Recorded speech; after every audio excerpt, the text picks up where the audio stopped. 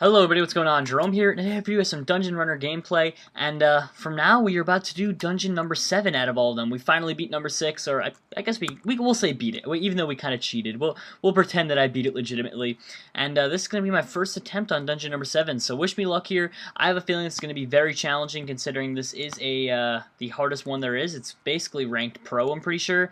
I definitely am not a pro at parkour, so hopefully we'll be able to do this, and if you're wondering why I broke that, it just kind of slows you down sometimes, so I decided I'm probably going to be at that spawn a lot of the time. I might as well break that, make it easy on myself.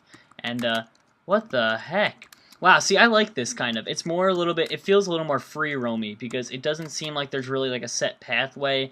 It kind of seems like you have to explore yourself and try and find the right way to go, I guess you could say. Oh, there we go.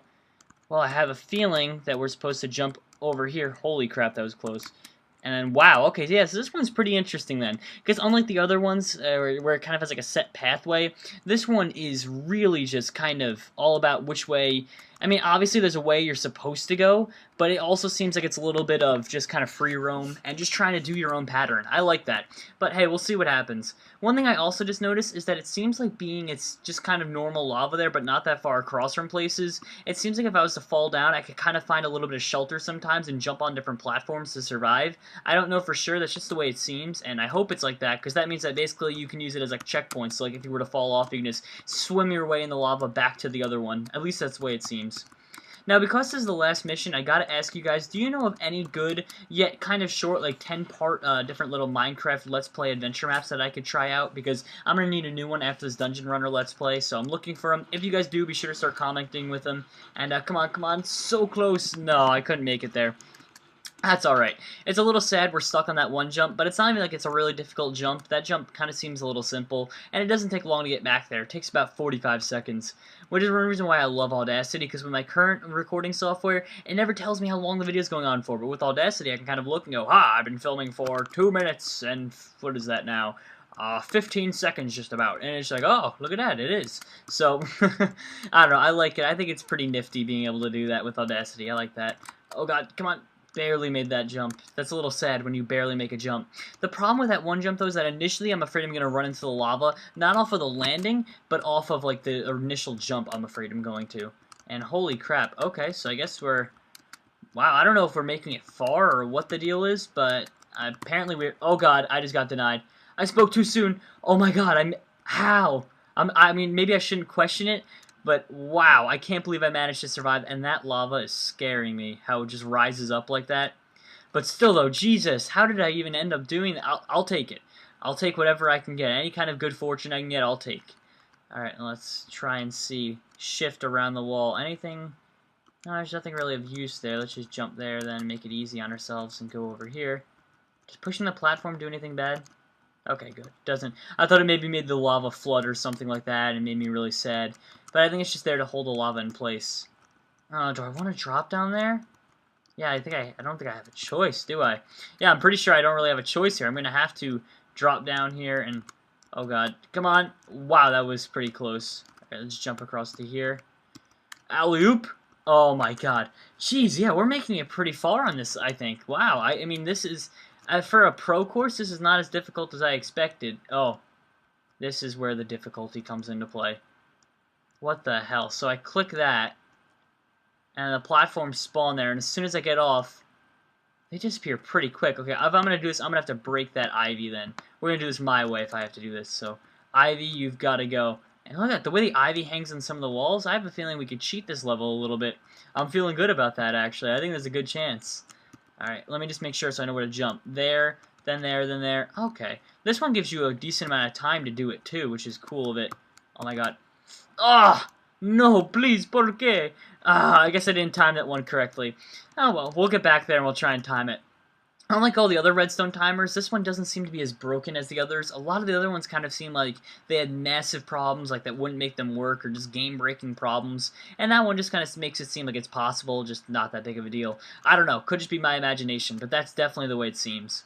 And funny enough, I have a big chem test tonight. I probably should be studying for it, but, I mean, I've studied a lot for it already, so I'm just going to make some videos for a while now. And the thing is, if you're wondering how long it takes me to make my videos for the day, it's a weird question. Because, let's say for my 5 videos for Jerome ASF, not including ASF. ASF is like, 10-minute video. then I guess we'll talk about this. The actual recording of it. Recording for Jerome ASF takes me about, we'll say, 45 minutes a day for the 5 videos that I usually do, so about 45 minutes for that.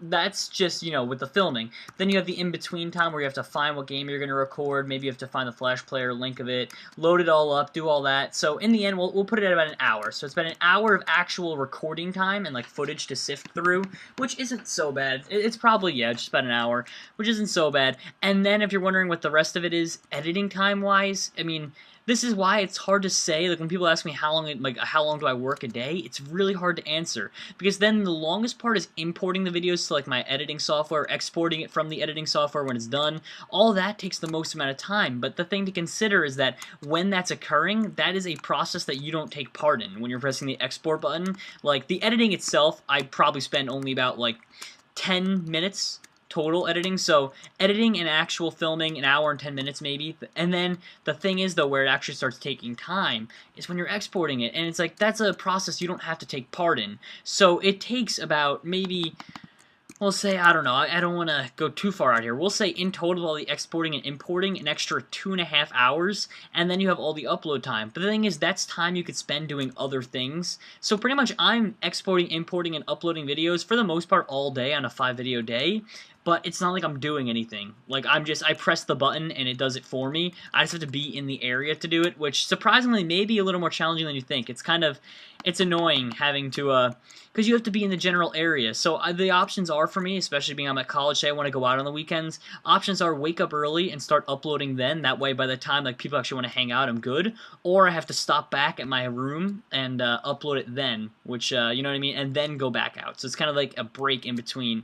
Either one of those, depending on the day, works. But so it's a very hard answer to a question to answer, I guess you could say. Like, how long do you work? Because I don't know how to answer it, to be honest, because of all those other little times. But really, in all honesty, the work itself isn't much at all. It's not difficult, and I enjoy it all, so I don't even think of it as work. So I guess that's one thing. If people are asking how long it takes, like, of work, and they want to be commentators as well, perhaps if you want to do it, you should probably stop thinking of it as work and just kind of as fun or a little bit of a hobby. Because if you instantly are thinking of video gaming as work, or just filming, or, like, becoming a commentator as work, instead of having fun, it being a hobby, I'm not gonna say it's gonna be unsuccessful for you, but you're gonna have a much more difficult time than, like, for instance, me or Mitch or Matt or Zach or anyone out there who just enjoys video games for the sake of playing video games and enjoys filming because it's just a fun thing to do. It's very easy for us to make videos. Like, that time isn't stressful. It's not stressful to record over that, like, hour-long period.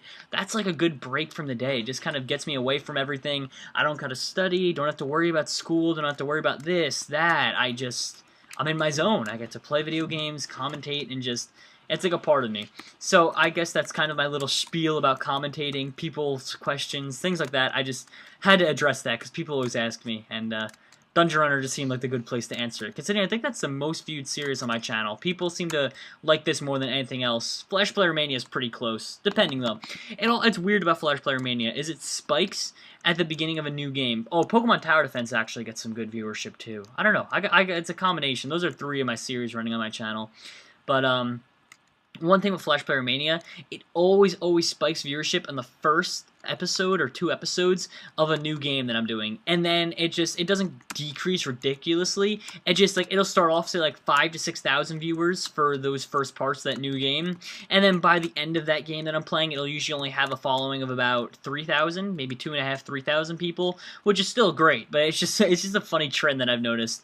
And that's one thing. You'll notice trends, especially if you run a channel, like if you upload a lot and you have subscribers watching your stuff, and you'll start to notice trends and things like that, and just realize how, I guess, just how involved it is, and how, like, there are things you have to learn as a commentator, what people like, what they don't like, and if you follow the trends, it tends to help out a lot. And the other thing that helps out the most, and it's pretty obvious, people forget about it, it's just listening to your fans and your subscribers and whatever you want to call them. I prefer subscribers, people prefer fans. I don't know, I just find it a little, I feel I'm, like, being too cocky if I say that people are my fans. I just like to think of you guys as subscribers. You just watch my shit probably because you just want to relax a little bit. I don't think I have any fans out there, but, it's just, yeah, that's how it is. And it's just, you kind of, if you listen to them and you look in the comments section and say, hey, this is what my subscribers want, then you know what? You'll learn something. You'll be like, so then why don't I start doing that? And you'll quickly realize how much better your content's going to be and how much people like it a little bit more. And that's how you should always decide that stuff. But this is going to be my last run anyway. I'm just, I'm sad-faced now because I messed that up. You know what? One more run. Just because I'm sad-faced that I screwed that one up right there on that last run. We're supposed to have a good last run. I might as well just go back there and redo it. So let's go. Last one for sure.